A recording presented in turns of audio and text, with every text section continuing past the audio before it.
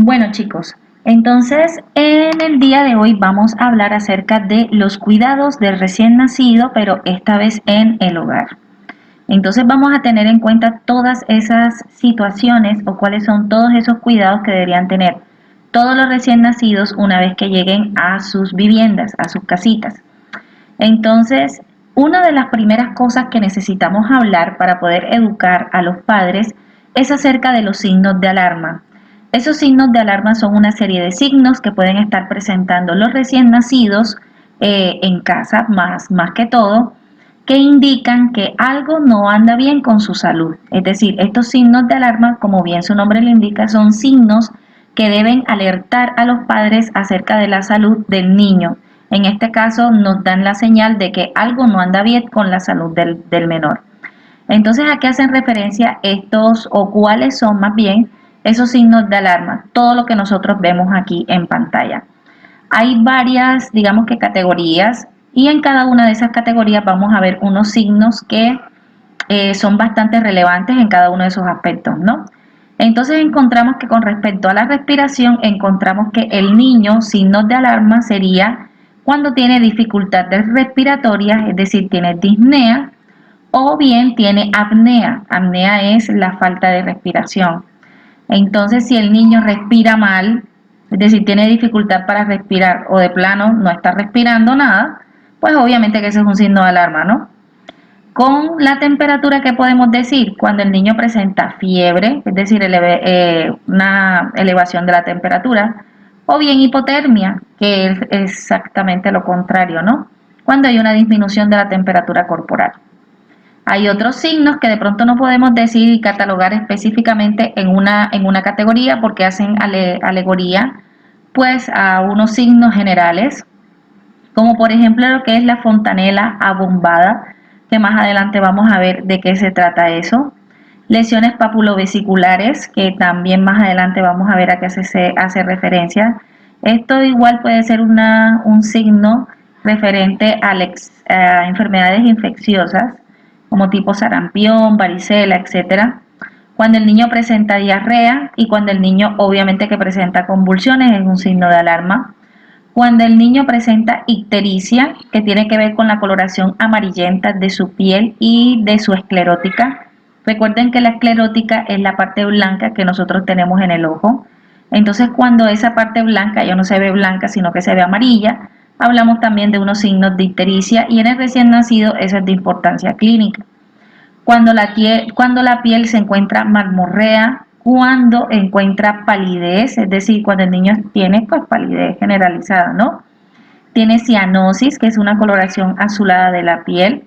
Otros signos, por ejemplo, cuando tiene sangre en heces, cuando está con mucha distensión abdominal y cuando tiene el ombligo con signos inflamatorios o bien también infecciosos. Es decir, al tacto, la barriguita del niño cerquita del ombligo se siente caliente, se ve la zona enrojecida, en fin, son una serie de síntomas que también hacen mirar o digamos que sospechar de la presencia de una onfalitis. Y también, por ejemplo, cuando el recién nacido no succiona bien el seno, es decir, tiene una succión bastante pobre, o bien presenta demasiados vómitos. Entonces, digamos que de manera general, resumiendo, estos son los signos de alarma que se pueden presentar en el recién nacido. Entonces, estos signos de alarma, una vez que los padres vean estos signos en el menor, es muy importante hacerle la educación a ellos de que cuando vean esa serie de signos en el niño, tienen que llevar al niño a lo más pronto posible al centro médico para que pueda ser evaluado por el personal competente, ¿no? Hablamos de dificultad respiratoria, por ejemplo, lo que es la cianosis. Como ven aquí en la imagen, el bebecito tiene una coloración como azulada alrededor del labio, aquí por ejemplo en las manitos. Y por ejemplo aquí podemos ver lo que es tiraje subcostal, es decir, cuando la reja costal, cada vez que el niño respira, se le marca muchísimo. Entonces eso también es un signo de dificultad respiratoria, el tiraje subcostal. Lo que tiene que ver con los cambios de temperatura, que bien el niño pueda tener fiebre o bien hipotermia. Hablamos de la fontanela abombada, es decir, cuando la fontanela, esta parte que nosotros tenemos aquí en el bebecito, se encuentra muy abultada, o bien de plano se encuentra hundida, así como ustedes lo ven en la imagen. Esos son signos de alarma. Entonces, cuando un recién nacido presenta todo este tipo de malformaciones, hay que remitirlo al hospital, porque no es algo que se encuentre de manera natural. Encontramos también lo que es la ictericia, que tiene que ver con la coloración amarillenta de la piel del menor. Entonces, no solamente es la piel, sino también se le puede ver en los ojos, lo que les decía anteriormente en la esclerótica. Cuando el niño presenta, por ejemplo, sangre en heces en el pañal cuando se revisa, es importante que los padres revisen los pañales de los niños en busca de estos síntomas.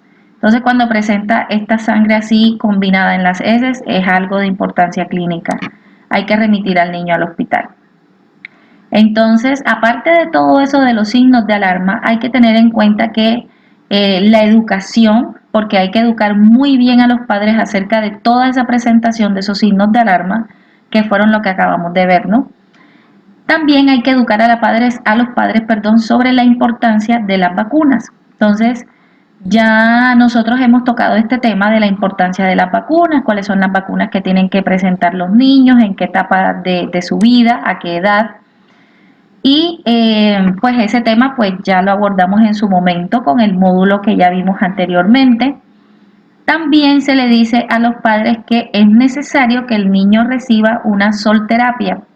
Esa solterapia, ¿a qué hace referencia? El niño necesita recibir la luz solar, digamos, pero la luz solar muy temprano en la mañana y de pronto ya bajando la tarde. ¿Por qué? Porque los recién nacidos se les puede acumular un pigmento que se llama bilirrubina en su piel, que es lo que finalmente le va a dar esa coloración amarillenta, es decir, le va a producir ictericia. Cuando el niño no elimina esa bilirrubina de manera correcta, que es a través de esta solterapia, es decir, exponiendo al sol al niño, se elimina esa sustancia, ¿no?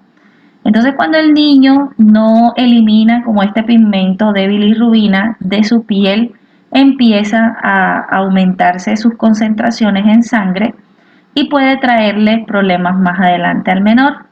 Entonces, es necesario que se queme, por decirlo muy entre comillas, ese pigmento de bilirrubina a través de la exposición del niño al sol.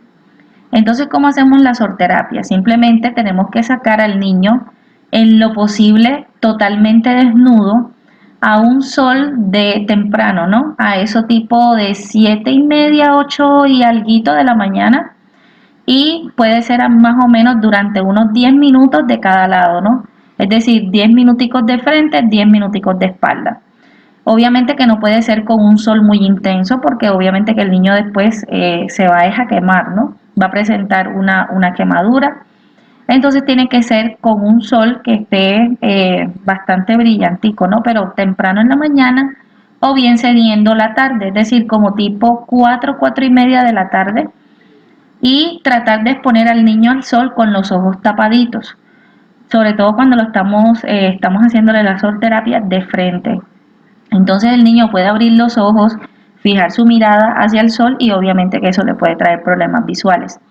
Entonces siempre que van a hacer la solterapia hay que estar cuidándoles los ojitos a los niños. Entonces o bien le podemos colocar como un antifaz a nivel de los ojos o simplemente con el mismo trapito o algo que tengamos a la mano para poderle tapar solamente los ojos para evitar que el niño vea directamente la luz solar, para evitarle pues ese problema en los ojos. Con el baño, ¿qué hay que decir? Normalmente el primer día de nacimiento del niño, el niño usualmente no se baña, es decir, apenas el mismo día en que él nace, enseguida se baña, no, usualmente no pasa eso. Usualmente el bebecito se baña al segundo o al tercer día de haber nacido.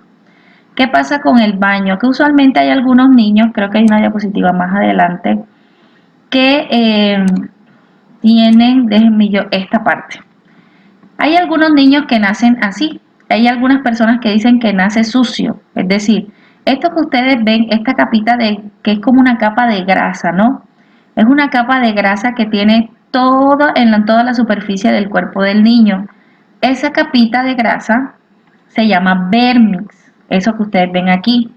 Entonces sí es un poco difícil retirarlo de recién nacido. Para poderlo retirar es necesario tomar agüita, jabón, agüita tibia, obviamente, para tratar de sacar lo mayor posible de esta sustancia.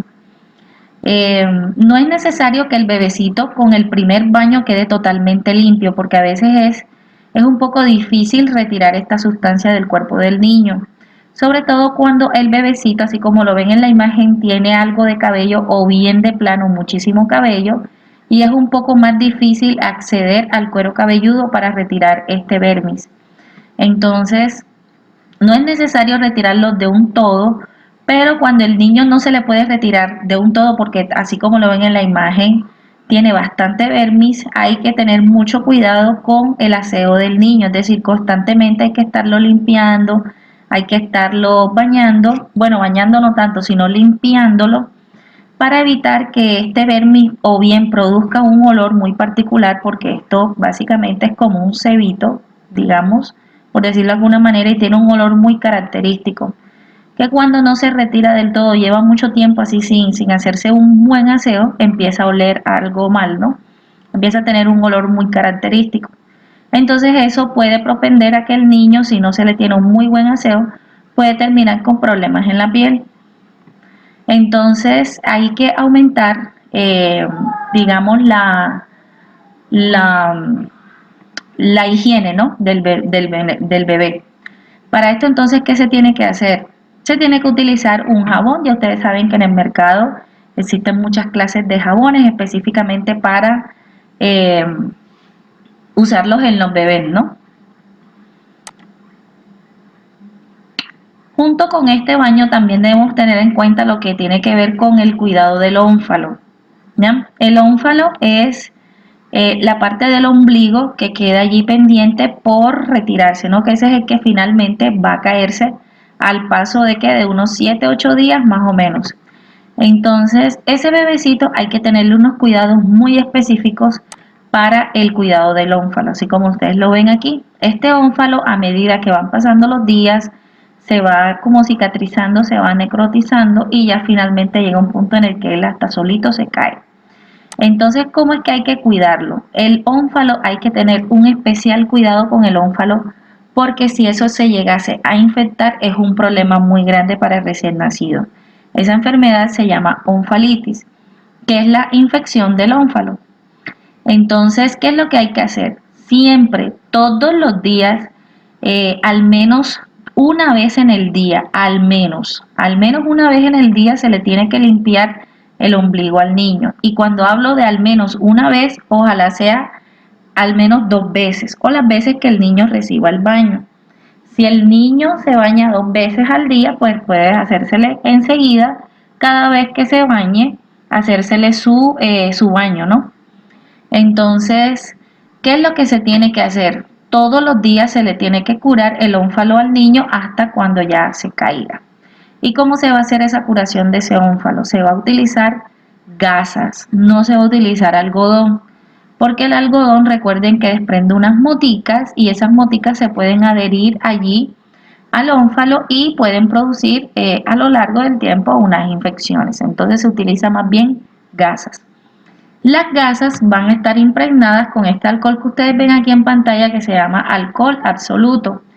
Ese alcohol absoluto es el que nos va a servir para poderle hacer la desinfección al ónfalo del niño.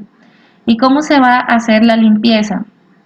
Con una gasita y con el lavado de manos previamente, porque eso también es muy importante tenerlo en cuenta, que la persona que le vaya a curar el ónfalo al niño se lave muy bien las manos, luego manipule estos, pues empape una gasita con el alcohol absoluto y va a empezar a limpiar la base del ónfalo, eso que ustedes ven ahí en movimiento circular, es decir, va a hacer como una vueltecita con la gasa bien empapadita en alcohol alrededor de todo el ombligo, tratando de meter muy bien la gasa como que aquí entre los pliegues que tiene el niño, así como lo ven aquí. Estos pliegues que está aquí en el menor, hay que hacerlo muy bien esa limpieza, porque a veces cuando el niño se baña, pues todos esos restos de humedad quedan allí pegados, es decir, quedan allí humedecidos y eso si no se seca o no se limpia muy bien, esa humedad puede favorecer la aparición de las bacterias. Entonces hay que hacerle una muy buena limpieza alrededor del ombligo al niño para que eso posteriormente no se le vaya a infectar. Entonces una vez que yo recorro la base, aquí alrededor voy a coger todo el trayecto de este ombligo, es decir, toda esta parte, todo el cuerpo de lo que tiene que ver con el ombligo, porque el ombligo en sí, así, aunque uno lo vea así como negrito, como bien necrótico, sí es necesario aplicarle alcohol para tratar de secarlo lo más rápido posible y que posteriormente el ombligo pues se caiga, ¿no? Entonces, hasta que el ombligo no se caiga, yo tengo que igual hacerle limpieza tanto las zonas del abdomen del niño como del ombligo en sí. Entonces, miren, cuando no se realiza una asepsia o un cuidado adecuado con el ónfalo del niño, produce las onfalitis, que es eso lo que ustedes ven aquí. Y la onfalitis ya claramente se ve aquí cómo es la sintomatología relacionada con ella, ¿no? Ustedes van a ver el ombligo bastante dematizado, incluso con secreciones, como con pus, con una coloración como rosácea alrededor aquí en la base. El ombligo se encuentra como inflamado o hinchado. Y eso también que es una infección de cuidado, ¿no? Porque recuerden que el ombligo tiene terminaciones, digamos que de vasos sanguíneos, ¿no? Entonces es de importancia clínica. Aparte de todo el cuidado del ónfalo, también debemos tener unos cuidados generales con la piel. Y estos cuidados de la piel están más relacionados con el hecho de que el niño usa pañal. Y recuerden que los niños cuando utilizan pañal, a menos de estos pañales desechables, son propensos a este problema que es la pañalitis. La pañalitis ocurre cuando el niño pues tiene unas quemaduras con unas peladuras ahí alrededor de la zona de sus glúteos, que viene por el roce con el pañal o bien con el calor. Entonces ya ustedes saben que para evitar esto hay unas cremas que se utilizan en el mercado que son precisamente para evitar la pañalitis, que son las famosas cremas antipañalitis. Hay de muchos estilos, de muchas clases y siempre entre cada cambio de pañal hay que agregarle bastante cremita antipañalitis al bebé si lo que vamos a optar es por utilizar pañal desechable, porque esa pues otra cosa. El pañal de tela, que es como que digamos que un poco pues como el pañal de tela permite transpirar, permite respirar, es un poco menos abrasivo, ¿no? Que el pañal desechable. Entonces, en este caso, sí, uno tiene que hacer mucho énfasis a los papás para que cuiden bien la colita pues de sus bebés, ¿no? Agregándole sus cremitas. La otra parte que también es muy importante con respecto al niño es la estimulación y el afecto. El niño puede estar muy pequeñito que de pronto no puede hablar o alguna cosa, pero él sí se logra comunicar, se comunica a través del llanto. Si bien no habla, se comunica a través del llanto y siente el afecto de las personas que lo rodean, bien su madre, bien sea su padre. Entonces siempre es importante hacerle una estimulación y demostrarle afecto al niño. Por ejemplo, se puede tomar ese momento del baño del niño mientras que se cambia y todo eso, antes de ser cambiado con unas cremitas que vienen especialmente para los bebecitos, que vienen cremas para su piel. Le podemos hacer masajes en el abdomen, en las piernas, en los brazos y hacerle caricias, porque el niño ese tipo de caricias y ese tipo de masajes bien lo pueden estimular a ellos de manera sensorial, es decir, de que van a sentir el contacto con su mamá o con su papá o con la persona que lo está atendiendo, ¿no? Y aparte de que hacer esa acción de los masajes también le favorece en un desarrollo motriz, es decir, va a hacer desarrollar muchísimo mejor esos músculos que se va a traducir posteriormente en que el niño va a gatear con fuerza, va a caminar con buena intensidad, etcétera. Entonces, esta parte del afecto y de la estimulación del niño que sienta que está querido a veces se obvia, pero también es importante rescatar toda esta parte. También existe otro cuidado que hay que tener en cuenta que son con las uñas. Usualmente los bebecitos, precisamente como ellos tienen esa parte del crecimiento bastante acelerado, las uñas le crecen con cierta frecuencia, o sea, con cierta rapidez. Entonces, como ellos no tienen control sobre que se van a llevar la mano a la cara, a veces se hacen como que pequeñas heridas, ¿no? Como aruños, Entonces siempre es importante mantener las uñas cortas a los bebés. De hecho, precisamente para que ellos no se lesionen, hay algunas personas que optan por colocarle manoplas, pero creo que era lo que les decía en el anterior video, que les decía que las manoplas no están, digamos que del todo recomendadas, ¿no? Por el hecho de que en algunas ocasiones esas manoplas están hechas de unos materiales a los cuales el niño le puede hacer como unas reacciones respiratorias, ¿no? Le puede ocasionar alergias. Entonces es mejor mantenerle sus uñas cortas y tenerle las manitos desocupadas al niño. Otra parte muy importante tiene que ver con la alimentación. Y la alimentación en el recién nacido es lactancia materna. Recuerden que yo en las anteriores clases les había dicho que la lactancia materna está desde que el niño nace hasta los 2 años de edad. Es exclusiva hasta los 6 meses, es decir, el niño desde que nace hasta el periodo de los 6 meses, lo único que debe recibir el bebecito es lactancia materna, ¿ya? Es lo único que debería recibir. A partir de allí, la lactancia materna se acompaña precisamente con la alimentación complementaria. De manera inicial se comienza la alimentación complementaria con papillas, con purés, con sopitas licuadas y pues todo eso que en realidad sea un aporte muy grande de vitaminas y de minerales, que es lo que necesita el bebecito en ese momento. Entonces, esos licuados y pues todo eso se pueden llevar hasta cuando el niño ya empieza a mostrar los primeros signos de dentición, es decir, cuando empiecen a salírsele sus dientecitos de leche, que sería más o menos cuando el niño cumple su año de edad o quizás un poquito antes. Entonces, para cuando el niño ya muestre sus primeros indicios de dentición, que ya empiezan a salirse de sus dientes, pues podemos optar por darle de comer alimentos un poco más sólidos pero suaves, como por ejemplo una papa que esté cocida, pues no sé, pollo así desmenuzado, un pedacito de pollo o de pechuga, que es bastante fácil para morder, no es algo muy complicado para que el niño pues pueda masticar, aunque él no tenga toda la dentición fuera, ¿no? Entonces esa es la recomendación. La otra parte tiene que ver con el abrigo. Recuerden, y yo les había comentado que el bebecito pierde calor corporal muy rápidamente y sobre todo por las extremidades y por la cabeza, pero más por la cabeza que por las extremidades. Entonces el bebecito necesita mantenerse abrigado.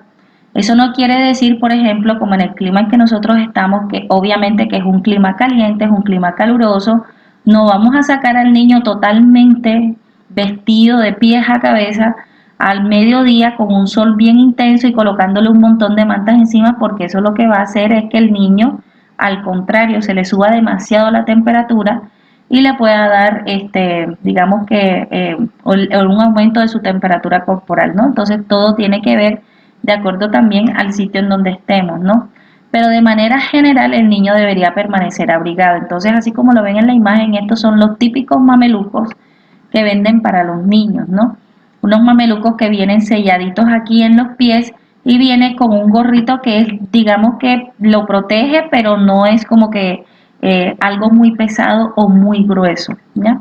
Entonces siempre hay que mantener abrigado al niño porque pierde calor muy rápidamente.